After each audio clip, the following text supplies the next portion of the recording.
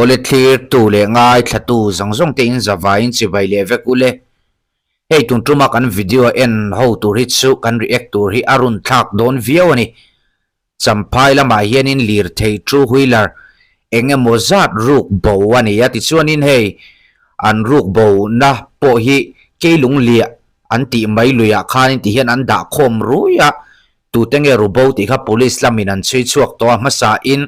an lirthei ruk bo an two wheeler bike te scooty te an ruk bo an da ho hi in clear masa phot te ang hei ni som pakua July jingkara keilung lia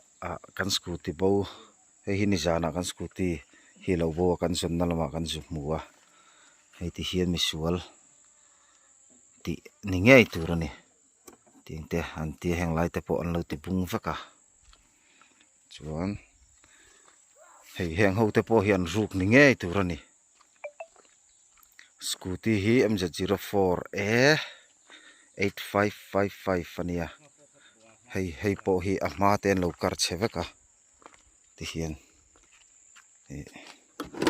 hei tiang tho hian kan tan tiang tho in lo ti ve le a chuan bike bullet hi hei po hi an lak tho ani kan ringa chi tem pot poya hei takhe chu ti chelu tuk lo nge mane hei hi a number chu MZ01 Z1182 ania anei tu tanin mang ang don mai hei ti hian keilung lia kama tla hian an lo hung dul ani chuan so ta som bullet pakhat so lai som bullet pakhat thar deuh mai a om boka chu po chu aning lo tho ani ka ringa nei tu ten zong na salutukang ti a lawm kan falawang wang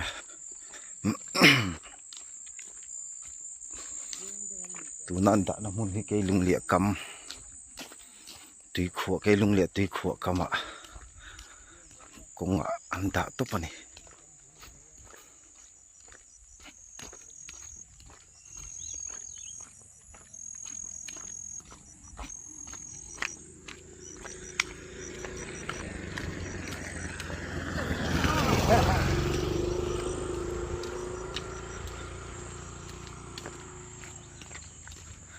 so lai bullet po so an ruk tho ani lo mo o so na om top maya ruk tho alo ni takin number kan tilang nge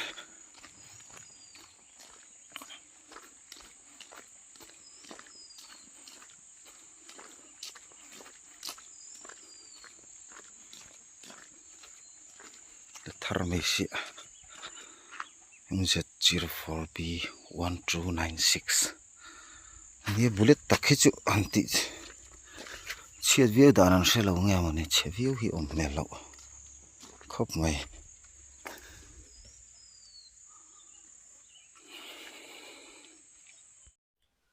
oletika ni na video chu kan en zota a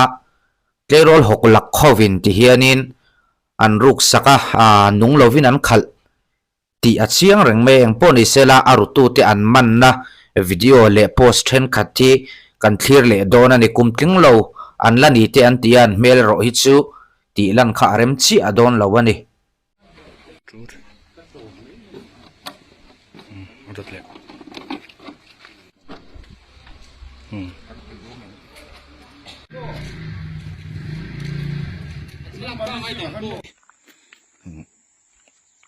an lak tho ani kan ringa chi tem pot poya MZ04B 1296 chuanin kha two wheeler engemaw zat an ruwa arutu te po kum tlinglo an nih hmela an man nga la eng pawh sela posi kan chiarange ni zan ni som pariat thlasari sang ni som ni panga khan veng pahnih atangin lirthei panga ruk chu ania arutu te hi vo in khan champhai police te chuan an man champhai police station atanga thudon danin ni zan khan champhaya veng pahnih atangin scooty pahnih le bike bullet pathum chu tlirol kum tlinglo mi pangaten an ru chuaka heng mi pangate zinga mi palite chu veng pakhat ami ni in pakhat dang le chu veng dang pakhat ami ani thung o kum tlinglo an ni wangte po hi ni an ming le meli an ti lang lo ni heng mi pangate hian an lirthei ruk palite chu keilung lia khua chaka da in an kalsana lirthei pakhat chu kanan venga an kalsan thung lirthei bo nei tu te zinga mi chuan champhai police station a FIR a the luta champhai police te chuan an chui zui nga la police te tarlan danin keilung lia khua chaka hian an zinga pakhat chuan a phone khavin tukin khan lirthei nei tu then khatten an lirthei bo an zonna lama an lirthei bo an zonna lama an lirthei rual hian an muchuaka an phone char hi lirthei ru tu te zinga mi ta ani ti hriat chuani in phone nei tu ka atang hian midang pali te hi hriat chuale ni in champhai police te chuan police station an hruai nga la ni ya an mani hi pol kwale pol somzir lai te an ni police te thu zo fi atangin an zinga mi then khat phei chuan tuntrum hi an voi khati na ni lovin voi li lai mi lirthei lo khoi sak to te voi thum lo khoi to te an ni thu hriat chu ani heng mi te hian tuntruma hian champhai bethel veng atangin pathum electric veng le veng thara tangi pakhat ve an ru chuak ani heng lirthei an ruk chuate hi rusatlia mai ni lovin anti chiat thei ang anti chia a pali chu keilung lia kama nu chia in pakhat chu kanan venga an nu chia thung o an rap thak le me pol kwa tanga pol som zir lai vel ina hei an voi khat lo ruk na mai poni to lawa voi ni thum lai ti hian mi lirthei hi an lo rutowatin hei keilung lia hi ria thiam thei dan dur chan champhai mong lama omta champhai hi a oi ve ta a veng tharte bethela tangten veng khang te tangpon bai khi tinung mi lovin keilung lia thleng hi a khal thei mai thei ani mo an tinung te poni theya ti nun dan an lo thiam te poni thei ama ro chu veng thar lama kalna an lo mangani point ti chekher lo sela chuan an la ria thiam thei ve ni ama ro chu ti hian hei video kan muang khan an bike ruk te an scooter ruk te kha an ti chekher zel boka pol kwale pol som zir lai an nia an ngai tu om viau do na ni an ming le mel te ero chu hei ti lana rem lo va ing poni sela he video hi an chung te mon nu le paten in lo moni chuan kan fa te hi zan lama an va chu heneng thil nge an ti hi kan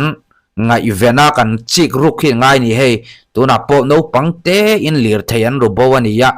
a ziah lo khop mai he tiang ril ru hi tuna tanga an put chona kin zela an sei lian anga central jail an lalut lawang ti hi a soi thei lo wani tunla a suan la te anasa to sieng poni sela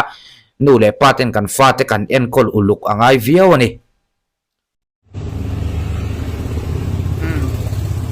daria da mi somnga pathum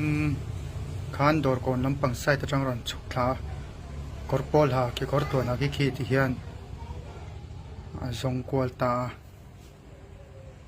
en kwalta hetlai mun hi agriculture office chakania aerox ki alok le lok lo a check phot don ne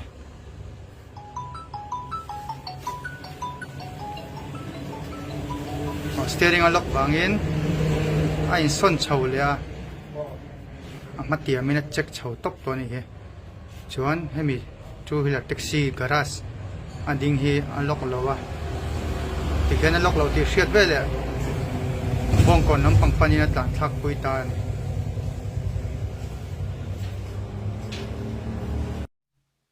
oletikan in video chu kan en zo ta eng poni sela two wheeler ruk khi alar viau ni tunai two wheeler nei tu te film kur tlangila tin hei CCTV an kam chung po hianin an ru chuak thozel thin sia ala mangchi te po hei thatak tak tunla hei an ron fak thin mo heng te po hi kan lirthei hianin fit mai thinila aduam khop mai mitin kan film khur angai viau ani